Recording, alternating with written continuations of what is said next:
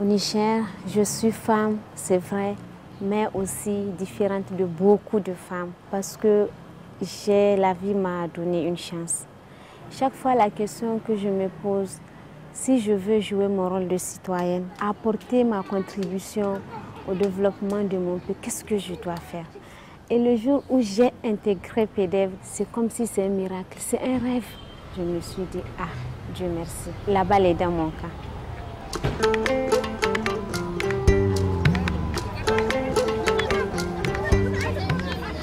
Chaque citoyen aujourd'hui peut disposer d'un poste radio et on peut retrouver la radio dans toutes les concessions du Niger. Nous avons une population à majorité analphabète et à travers la radio, on peut toucher ces populations, qu'ils soient au plus profond coin du pays. Il y a des sujets vraiment tabous. Et à travers la radio, on peut échanger sur ce genre de sujets, comme la violence conjugale par exemple, le viol, le sida. PDF, il donne cette parole, il donne cette chance et cette opportunité à tout le monde d'apprendre, à tout le monde de participer, que tu sois jeune, femme, vieux, enfant, politicien, leader religieux, tu retrouves dans le programme du PDF. Nous avons installé un système de messagerie appelé Frontline SMS. Et ce système nous permet d'être en permanence en communication. Parce que par jour, on a plus de 100 messages de ces auditeurs. Les messages sont gratuits et c'est quelque chose, c'est important pour nous parce qu'il y a des idées que nous intégrons dans nos programmes. Et il y a aussi des propositions ou des suggestions et même des conseils.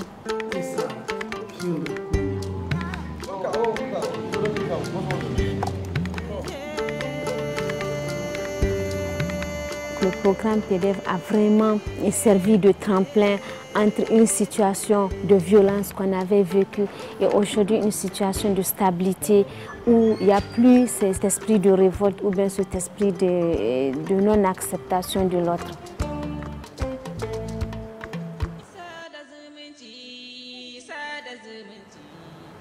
Regardez le cas du Sada Zumunti. C'est la toute première fois au Niger qu'on a une émission type, une émission qui regroupe des tendances religieuses différentes, qui échangent entre eux, chacun dit ce que sa religion pense de tel thème.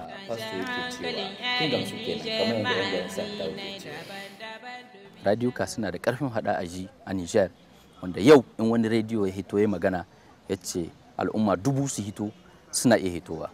Saboda haka ina ganin yana da matukar muhimmanci ma'aikacin rediyo ya san abin da yake gabansa shine faɗakarwa, ilmantarwa da kuma jan hankali. Likita yana cewa matar da duk aka yi wa fyaɗe tana iya shiga cikin haɗarin kamuwa da ƙwayoyin cutar sida ko kanjamau ko cututtukan da ake iya ɗauka ta hanyar jima'i. Haka kuma yana cewa budurwar duk da aka yi wa fyaɗe tana iya ɗaukar ciki ba tare da ta yi niyya ba, hakan kuwa zai iya tunzura ta ga yin yunkurin zub da cikin, alhali akwai hatsari da dama na ta rasa ranta a wurin zub da cikin.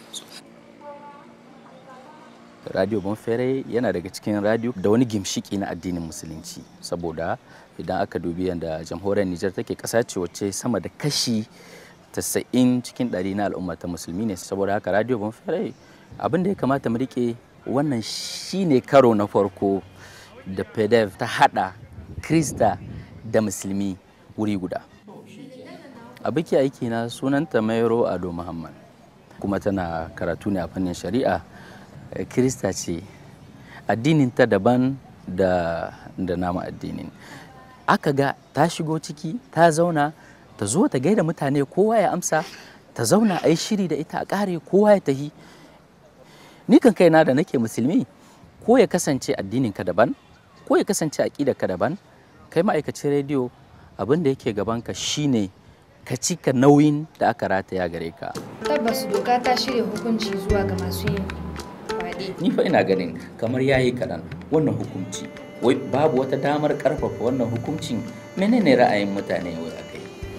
Abdullahi kenan waɗannan irin tambayoyi da ka jero mini haka ko da yake fa dukansu suna da ma'ana amma domin samun amsar su ina gayyatar ka da kai da masu sauraro da ku saurari ra'ayoyin da masu aiko mana rahotanni suka samu mana a cikin jihohi ga abin da suke cewa. Domin gwamnati tana amfani da rediyo da talabijin a matsayin kunnuwa na saurarenta ta hanyar ba mutane dama da ake yi. Kenan ana badawa za a san cewa wannan ga abin da ke damun su, yan gari kaza ga abin da ke damun su, matasa kaza ga abin da ke damun su. In aka saurare su za a ɗauki matakai na kariya, za a ɗauki matakai warware waɗannan matsaloli saboda an shayi da yawa, an shayi kuma mun gani a ƙasa.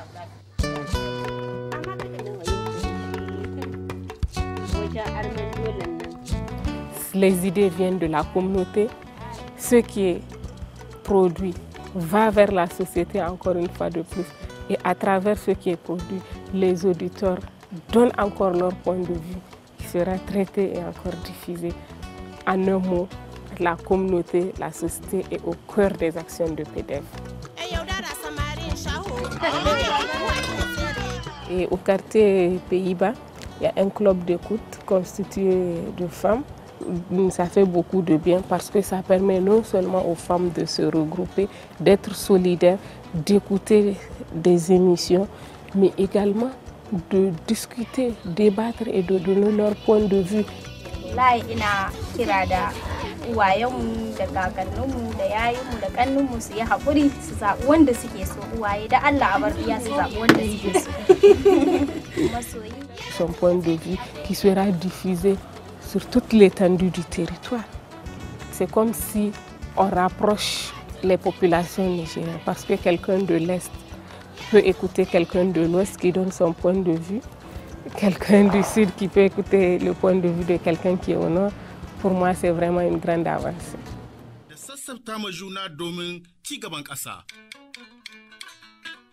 La radio joue un rôle très important dans l'éducation des femmes parce que bien qu'elles n'ont pas eu la chance d'aller à l'école, elles ont quand même la possibilité de capter tout ce que dit la radio et d'en faire un bon usage. C'est extraordinaire dans la vie des femmes. Amma ga ra'ayina cin kudin gwamnati wallahi bai kamata ba. Ni dai da tunda kudin gwamnati kudin duk duniya ne na jama'a ne kowa da talaka da mai kudi duk kudin su ne. Entre femmes, vraiment, avec le programme PDF, beaucoup de femmes ont pris conscience et il n'y a pas de tabou, il n'y a pas de frontières. On est arrivé à briser ce silence. Vraiment, j'aime être un reporter communautaire parce que non seulement ça me permet d'être en contact direct avec les communautés à la base, mais également d'aider la société. Shine dukkan wanda aka kama ya yi yaɗi a gurfanar da shi a gaban kuliya kuma a hukunta shi. Babu a'a wane mai iko ne, wane mai kuɗi ne ko kuma dan wane ne ko shi kan wane ko wane ne wane. Duk wanda aka samu da yaɗi doka ta buge shi daidai gwalgwado daidai da doka ta ce.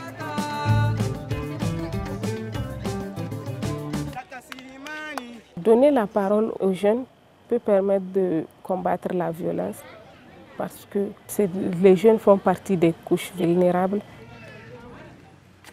Leur voix ne porte pas loin, c'est d'autres personnes qui réfléchissent à leur place. Quand on est au chômage, on veut mener une activité et qu'on n'a pas les moyens, on est frustré, on essaye de créer des violences un peu partout. Et pour moi, le fait de donner la parole aux jeunes permet non seulement de poser le débat sur les causes de ces violences, mais également essayer de discuter, de débattre parce qu'à mon avis, un problème identifié et à moitié résolu.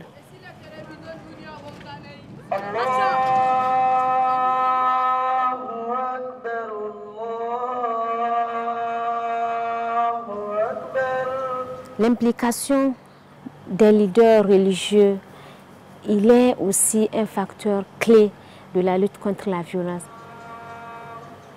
Si aujourd'hui on prend un leader religieux, quelqu'un qui cultive l'extrémisme religieux, lorsqu'il est informé, sensibilisé, à travers lui, c'est toute une communauté qui change de comportement. Pourquoi? Parce qu'il est un exemple pour cette communauté. Et lorsque lui-même accepte de changer, les autres communautés qui lui sont fidèles aussi vont accepter à changer.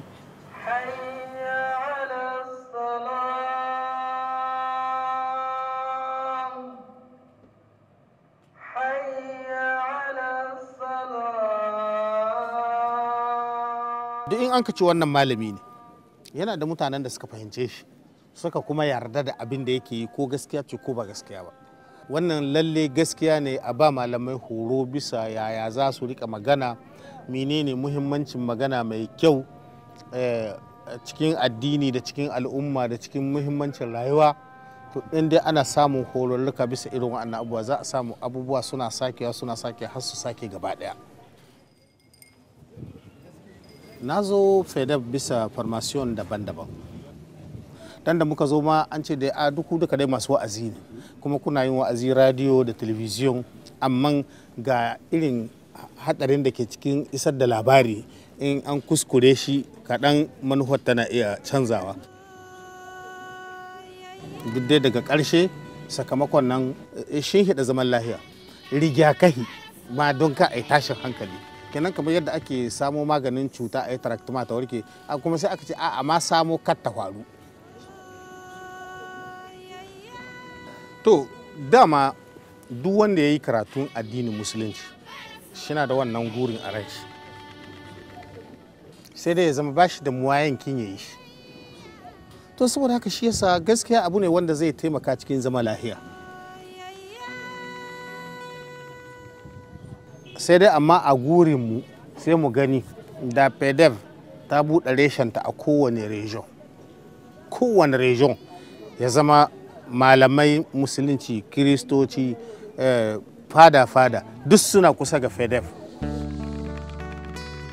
Gaskiya canjin da aka gani ciki ga al'umma da yawa ne, kamar kuma yadda Qur'ani ke cewa lakum dinukum waliya dinu.